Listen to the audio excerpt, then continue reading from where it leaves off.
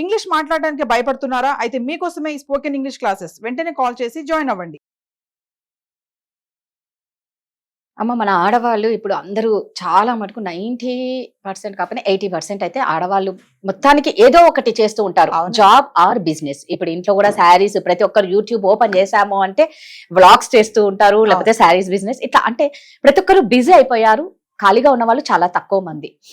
అయితే ఈ ఉద్యోగం కానీ బిజినెస్ కానీ ఇవి చేస్తూ ముఖ్యంగా ఇంట్లో పనుల్ని ఎలా మేనేజ్ చేసుకోవాలి? ఎందుకంటే ఆ కోపం తీసుకొచ్చి ముఖ్యంగా ఫస్ట్ పిల్లల మీదే, తర్వాత భర్త మీద వాళ్ళే బలైపోతారు. ఇక్కడ ఫ్రస్ట్రేషన్ వచ్చింది అంటే ఫ్రస్ట్రేషన్ బాల్స్ ఎవరు అంటే పిల్లలు, లేకపోతే హస్బెండ్. సో అన్నిటినీ ఆడవాళ్ళు ఎలా మేనేజ్ చేసుకోవాలి? సహనంగా ఎలా ఉండాలి? సహనం ఉండడం అనేది అది కష్టమే, బట్ మేనేజ్ చేయాలి, తప్పదు. ఎందుకంటే ఇది చేయాలి అది చేయాలి అన్నప్పుడు మేనేజ్మెంట్ చాలా ఇంపార్టెంట్. అంటే ఇప్పుడు ఉండే పరిస్థితులలో నిజంగా అన్ని ఖర్చులు చేసుకొని అందరితో పాటు మనం కూడా సరిసమానంగా సమాన హోదాలో ఉండాలి అంటే కంపల్సరీగా భార్యాభర్తలు ఇద్దరు పెళ్లి అంటే ఉద్యోగాలు చేస్తే గానీ గడవని సంసారాలు అయిపోయాయండి. ఎందుకంటే కాస్ట్ ఆఫ్ లివింగ్ కూడా చాలా పెరిగిపోయింది. పిల్లల చదువులకే లక్షలు అవుతూ ఉన్నాయి. ఎల్కేజీ యూకేజీలకే లక్షలు కట్టేస్తున్నారు. కాబట్టి కంపల్సరీగా ఉద్యోగాలు చేయడం అనేది కంపల్సరీ. కాకపోతే ఎలా మేనేజ్ చేసుకోవాలి అనేది మరి ముఖ్యంగా ఫ్యామిలీ సపోర్ట్ ఉండాలండి.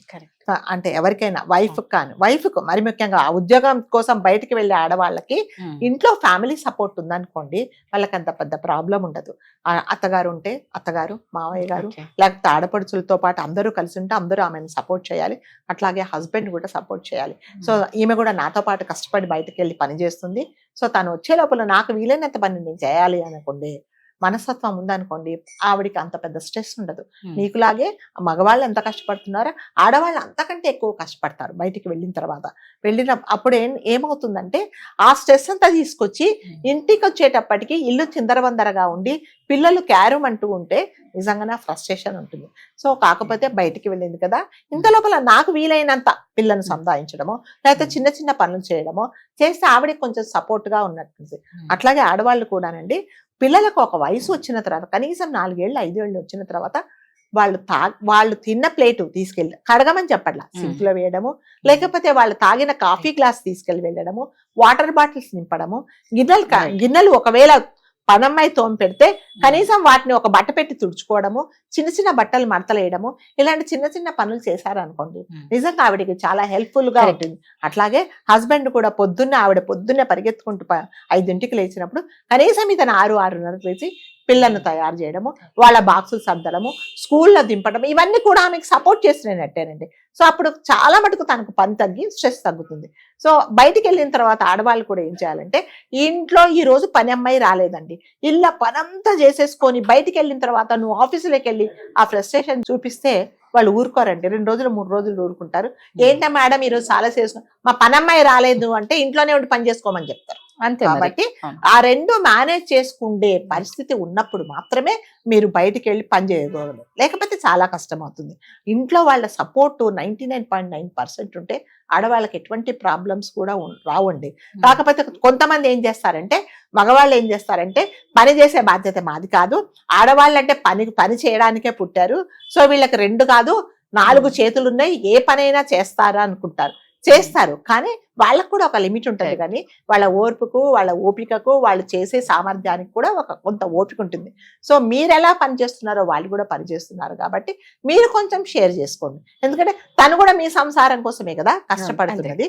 కష్టపడుతున్నప్పుడు మీరిద్దరు ఇప్పుడు వాళ్ళు ఎలా చేస్తున్నారంటే, ఇదిగో ఇల్లు కొంటున్నాను, ఈ EMIలు నువ్వు కట్టు, కారు కొంటున్నాను దాని బాధ్యత నీదే, ఇంటి రెంట్ కట్టు అని మీరు ఎలా షేర్ ఆమెకి సగం ఖర్చులు అప్పగిస్తున్నప్పుడు మీరు ఇంటి బాధ్యతలు కూడా అట్లాగే తీసుకోండి. కొన్ని లేదు అలా కాదు, నేను ఓన్లీ ఇదే ఏంటి, నేను భర్తను, నా హోదా ఇంతే, నేను భార్యకి ఎటువంటి సహాయం చేయను అంటే కొన్ని రోజులకు ఏమవుతుందండి, అటు ఇటు ఆ పని ఈ పని చేసుకోలేక ఆరోగ్యం పాడైపోయి లాస్ట్కి ఏమవుతుందంటే ఎటువంటి అనారోగ్యానికి పాలవుతే అప్పుడు మళ్ళీ మీకే ప్రాబ్లం. కాబట్టి భార్యలు బయటికి వెళ్ళి పనిచేస్తున్నప్పుడు కంపల్సరీగా ఫ్యామిలీ సపోర్ట్ ఉందనుకోండి, ఆవిడకి ఎటువంటి స్ట్రెస్ ఉంటుందండి.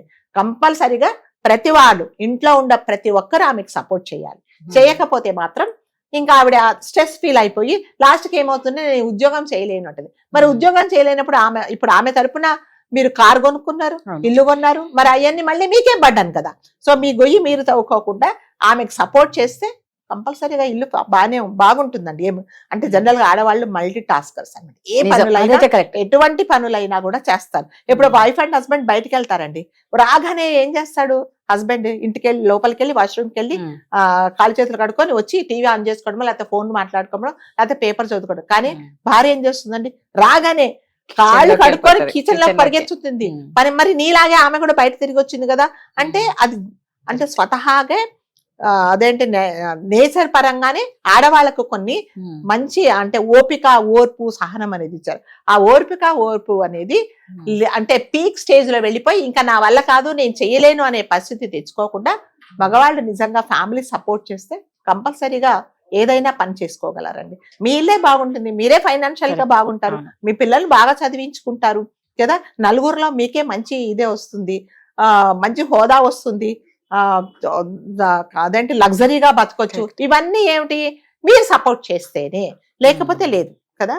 కాబట్టి కంపల్సరీగా ఫ్యామిలీ సపోర్ట్ అనేది ఉంటే మాత్రం ఎటువంటి గొడవలు ఉండదండి. ఆడవాళ్ళు ఏ పనులన్నా చేయగలరు. కరెక్ట్. మీరు అన్నది ఏంటి అంటే నిజంగా ఒకటి మాత్రం పిల్లలకి మనం చిన్నప్పటి నుంచే మెల్లమెల్లగా కొంచెం కొంచెం నేర్పించాలి. నేర్పించాలి. ఎప్పుడైతే నేర్పించకపోతే అది ఆ గారాభంతో మనం ఇబ్బంది పడిపోతాం. అదేమంటే చాలా మంది ఆడవాళ్ళు చాలా అంటే మగవాళ్ళు కానీ ఆడవాళ్ళు చెప్తారు, మా పిల్లలకు అసలు ఏ పని ఏ పని చేయనియానండి అవును. అంటే.